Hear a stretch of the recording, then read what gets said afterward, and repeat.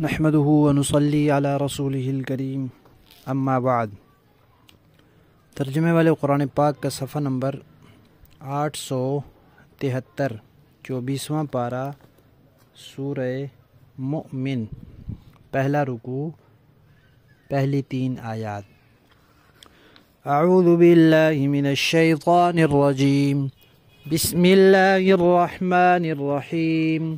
حامیم تنزیل الکتاب من اللہ العزیز العلیم، غافر الذنب وقابل التوب شدید العقاب ذی الطول، لا الہ الا ہو الیہ المصیر۔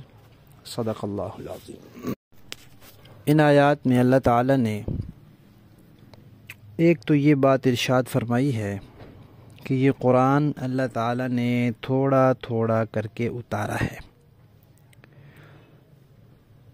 اور پھر اللہ تعالیٰ کی صفات کا تذکرہ کیا ہے۔ قرآن پاک کی جن آیات میں اللہ تعالیٰ کی صفات کا تذکرہ ہے وہ بہت اہم آیات ہیں، جیسے سورہ حشر کی آخری آیات میں اللہ تعالیٰ کی صفات کا تذکرہ ہے، آیت الکرسی میں اللہ تعالیٰ کی صفات کا تذکرہ ہے، تو یہاں بھی ان آیات میں بھی اللہ تعالیٰ کی 6 صفات کا تذکرہ ہے۔ پہلی صفت ہے کہ اللہ تعالیٰ کتاب نازل کرنے والے ہیں، منزل ہیں، اتارنے والے ہیں، اور جو چیز اللہ نے اتاری ہے وہ یہ کتاب ہے، تو ضرور اس کتاب میں پھر نازل کرنے والی ذات کا اثر ہے۔ اللہ تعالیٰ رب ہیں، خالق ہیں، مالک ہیں، تو جو چیز انہوں نے نازل کی ہے ضرور اس میں ان کا اثر ہے۔ اور اللہ تعالیٰ عزیز ہیں، عزیز کا معنی زبردست ہیں، غالب ہیں، کہ کوئی چیز ان کی قدرت سے باہر نہیں ہے۔ اور دوسری صفت کیا ہے؟ علیم ہے، جاننے والے ہیں، ان کا علم کامل ہے، کوئی چیز ان کے علم سے باہر نہیں ہے۔ یہ قرآن اللہ نے غالب کرنا ہے، اللہ غالب ہیں، قرآن کو غالب کر کے دکھائیں گے، اور اللہ نے دکھایا۔ اور علیم ہے، جاننے والے ہیں، ان کو معلوم ہے کہ قرآن نے کیسے غالب آنا ہے، کس طریقے سے غالب آنا ہے، وہی طریقہ اختیار کریں گے۔ اور تیسری صفت ہے غافر الذنب، وہ گناہوں کو معاف کرنے والے ہیں، کوتاہیوں کو معاف کرنے والے ہیں، خطاؤں کو معاف کرنے والے ہیں، درگزر کرنے والے ہیں۔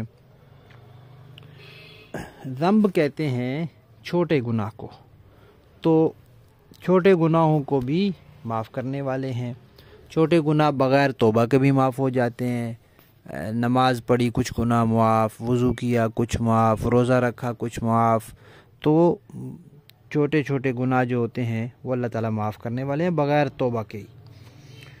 چوتھی صفت ہے قابل التوب، توبہ قبول کرنے والے ہیں۔ کچھ گناہ ایسے ہیں کہ ان کے لیے توبہ شرط ہے، جب تک انسان توبہ نہ کرے وہ معاف نہیں ہوتے، تو اللہ تعالیٰ ان گناہوں میں توبہ قبول کرنے والے ہیں۔ جو سچی توبہ کرے اللہ تعالیٰ قبول کرتے ہیں۔ بڑا گناہ ہے کفر شرک، جو اس سے توبہ کرے اللہ قبول کر لیتے ہیں، اور پھر اس کو ایسے کر دیتے ہیں جیسے اس نے گناہ کیا ہی نہیں۔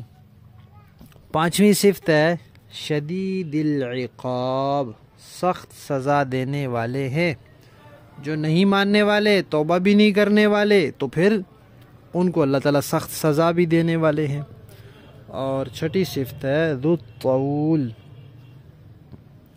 طول کا ایک معنی تو ہے قدرت والے ہیں، اور ایک معنی ہے فضل والے ہیں، یعنی اللہ تعالیٰ فضل اور انعام فرمانے والے ہیں، کہ جو کوئی مان کر چلے گا اللہ تعالیٰ اس پر اپنا فضل فرمائیں گے۔ پھر اس کے بعد توحید کا اعلان ہے، لا الہ الا ہو۔ جب یہ سب صفات اللہ تعالیٰ کی ہیں تو اللہ کے سوا کوئی معبود نہیں، جن کو دوسرے لوگ معبود سمجھتے ہیں، بھلا ان میں یہ صفات ہیں کوئی؟ اور آخر میں الیہ المصیر ہے کہ سب نے اللہ کی طرف لوٹ کر جانا ہے۔ یہ بھی اللہ تعالیٰ کی توحید کی دلیل ہے کہ اللہ تعالیٰ کے سوا اگر اور کوئی معبود ہوتا تو اس کی طرف جاتے، یا کئی معبود ہوتے تو ان کی طرف جاتے، جب سب نے لوٹ کر اللہ کی طرف ہی جانا ہے تو پھر معبود بھی وہی اکیلے ہیں۔ لفظی معنی دیکھیے، حامیم تنزیل،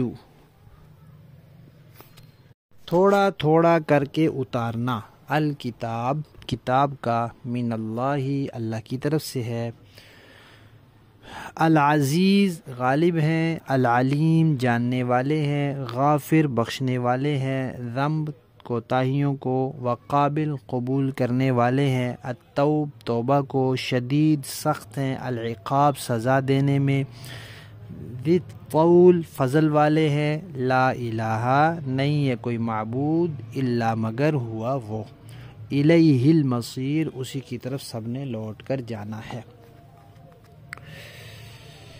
حمیم تنزیل الکتاب من اللہ العزیز العلیم غافر الذنب وقابل التوب شدید العقاب ذی الطول لا الہ الا هو الیہ المصیر۔ حمیم یہ کتاب اللہ کی طرف سے تھوڑی تھوڑی کر کے اتاری جا رہی ہے، جو زبردست ہے اور علم والا ہے، جو گناہوں کو معاف کرنے والا، توبہ قبول کرنے والا، سخت سزا دینے والا، بڑے فضل والا ہے، اس کے سوا کوئی عبادت کے لائق نہیں، اسی کی طرف سب کو لوٹ کر جانا ہے۔ صدق اللہ۔